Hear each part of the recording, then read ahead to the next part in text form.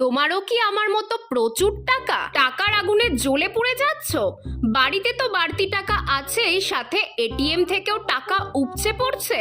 তোমাকেও কি সুখে থাকতে ভূতে কিলোচ্ছে? চিন্তা নেই, আমি তো আছি। সব উপায় বলবো, কি করে টাকাটা সুন্দরভাবে ব্যবহার করবে সেটাই শেখাই। চলো, প্রথমেই বাড়ি থেকে টাকাগুলো নিয়ে বেরিয়ে পড়তে হবে।